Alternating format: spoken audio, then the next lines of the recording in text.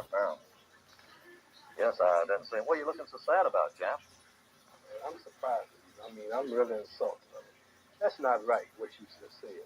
What do you mean, what I just said? I mean, I'm getting a drink of water. I'm late getting home, but you talking. I said something about the greatest heavyweight champ, man. I'm a hometown man, and you talking about Joe Louis, man. Joe Louis wouldn't be nothing for me. Joe, I tell you, Joe, do you think you would have stood a chance with me? Well, Clay, one time during my career, I was on a Formula One tour. I would have been a bum compared to you. Would you be on the tour?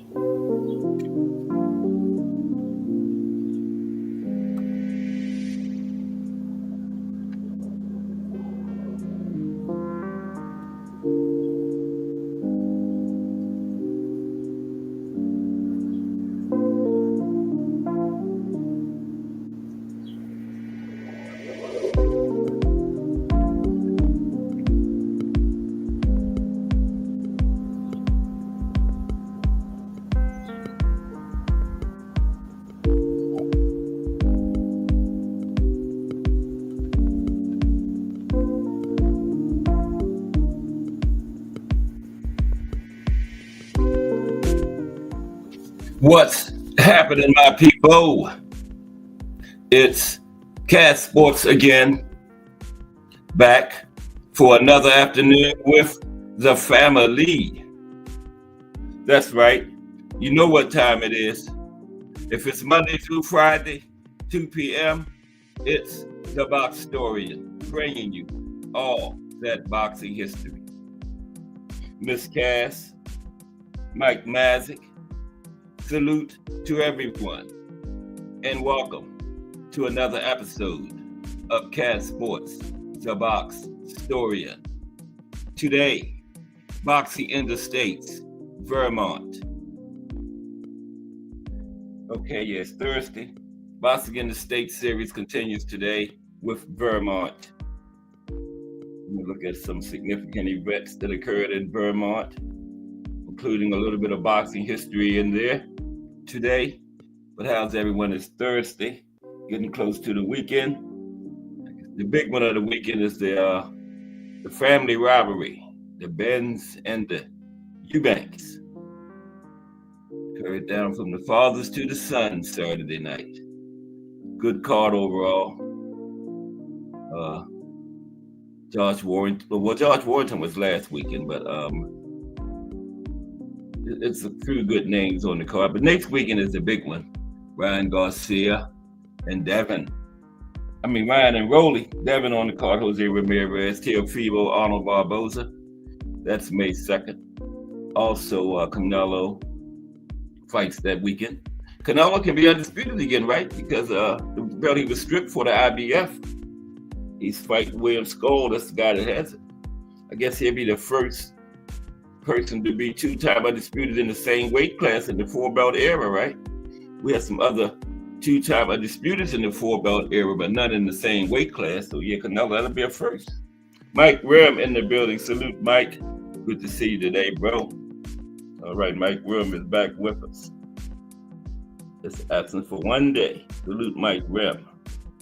Boxing in the States. Vermont. Okay, for boxing, for the highlights of boxing history today, we've been going through different countries, looking at some of the top boxers. Today, we have 16 of the top American boxers of all time. The good old US of A. 16 of the top American boxers of all time.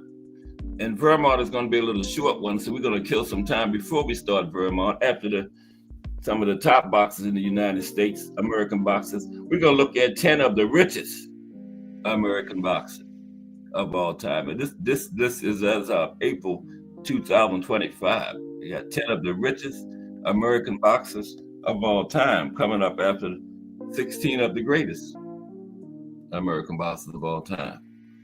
So let's get started with the highlights of boxing history.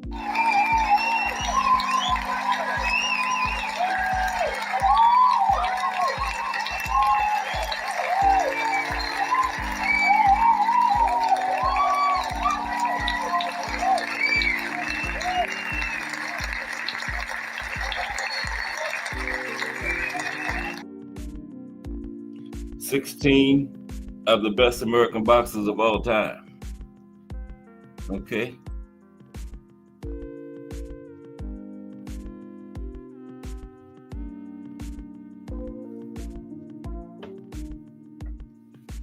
All right. Now, boxing stands as one of the most widely embraced sports worldwide. Okay.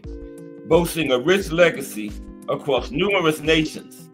Its roots trace back to ancient Greece and later earned the coveted spot in one of the earliest additions to the Olympic Games.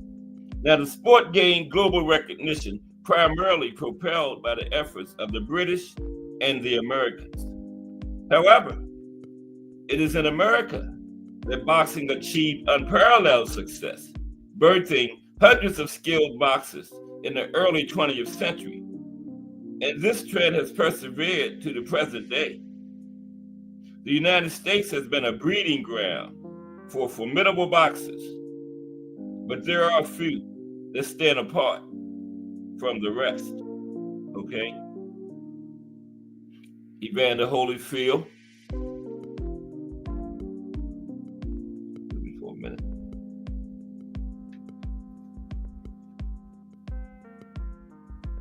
Evander Holyfield, the only four-time world heavyweight champion, with a win against Mike Tyson.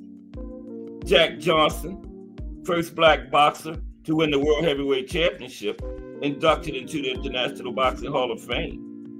Sugar Ray Leonard, world champion in 5 weight classes. Okay, so let's talk about some of these great American boxers. 16 of the best American boxers of all time today. Okay? First,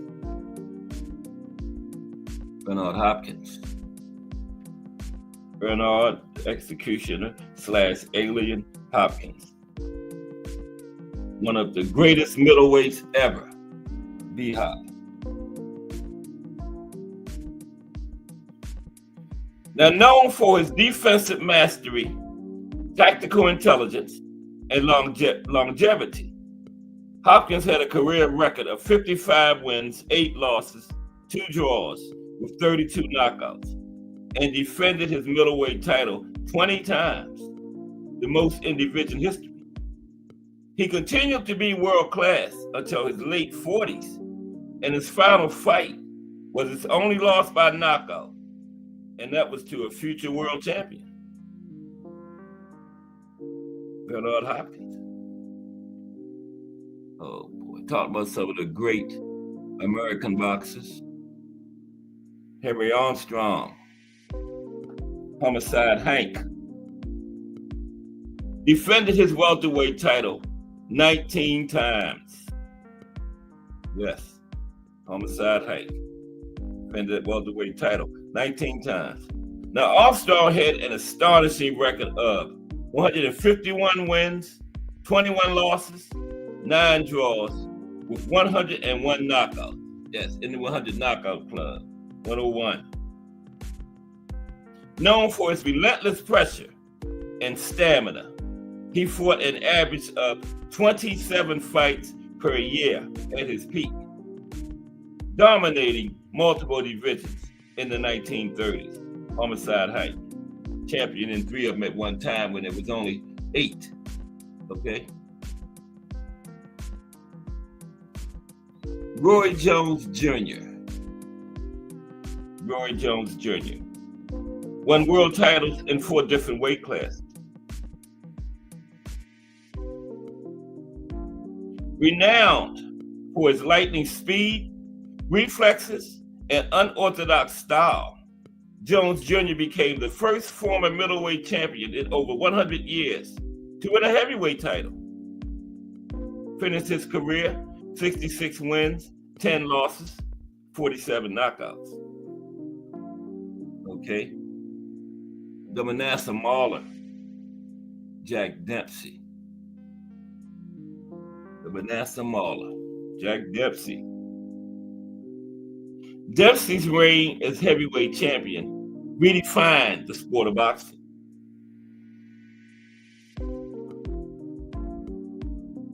One of the most famous boxers of the 1920s, Jack Dempsey brought mass attention to the sport. Known for his ferocious style, Dempsey held the world heavyweight title from 1919 to 1926. His fights, such as the Battle of Gene Tunney, became cultural events of the era. The Gentleman of Boxing, Floyd Patterson. The Gentleman of Boxing. Patterson became the first ever 2-time world heavyweight champion. Floyd Patterson became the youngest world heavyweight champion at the age of 21 in 1956. And that record stood for over 30 years, okay? And was the first boxer to regain the heavyweight title after losing it. Known for his speed and agility, Patterson was a dominant figure in the late 1950s and early 1960s, with notable wins against Archie Moore and Ingemar Johansson. Had an iconic trilogy with Ingemar Johansson.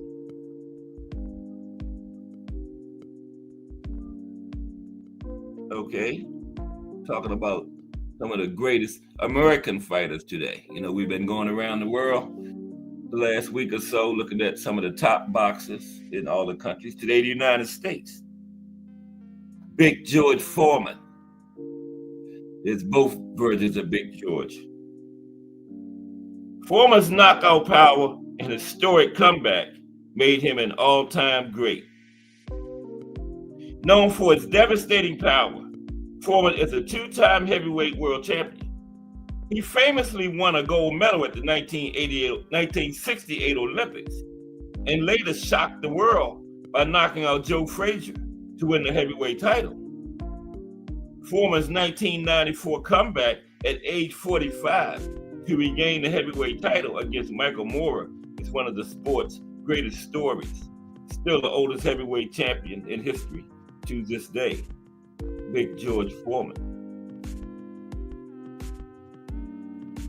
The Real Deal, Evander Holyfield. The Real Deal, Evander Holyfield.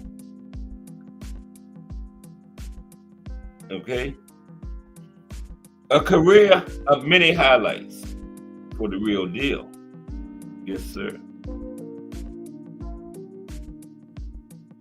Evander Holyfield is known as The Real Deal and won world championships in 2 weight classes. Now, apart from beating Tyson at his peak, he also beat top names like Buster Douglas, Hasim Rahman, Riddick Bowe, and John Ruiz in his career. Mike Tyson bit a chunk of his ear in their fight, which remains among the most controversial moments in boxing history. Holyfield had a career record of 44 wins, 10 losses, 2 draws, 29 by the knockout route. Okay. The Galveston Giant, Jack Johnson. Oh, the Galveston Giant, Jack Johnson.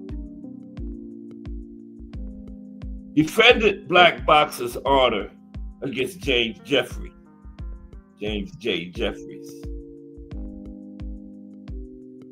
Jack Johnson became the first black boxer to win the World Heavyweight Championship in the sport's history.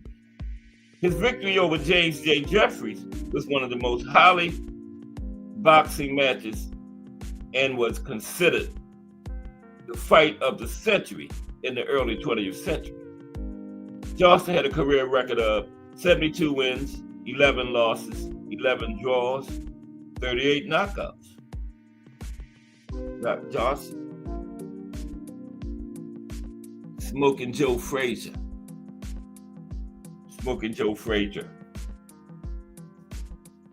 First boxer to beat Muhammad Ali. Smoking Joe Frazier. Put him on the canvas too. Put him on the seat of his pants. Joe Frazier has been brilliant in his approach and use of his left hook to perfection. The legacy of Joe Frazier became immortal by beating Muhammad Ali in their first fight, which is termed fight of the century in the boxing world. That was the second fight of the century. Now, Frazier has a career record of 32 wins, 4 losses, 1 draw, 27 knockouts. That was a knockout ratio of 84.3% for Smoking Joe. Not bad at all. Now, his record includes a 1-2 record against Ali, as Ali won the second and third fights. Frazier only lost 4 fights in his career against 2 opponents, 2 to Foreman, 2 to Ali.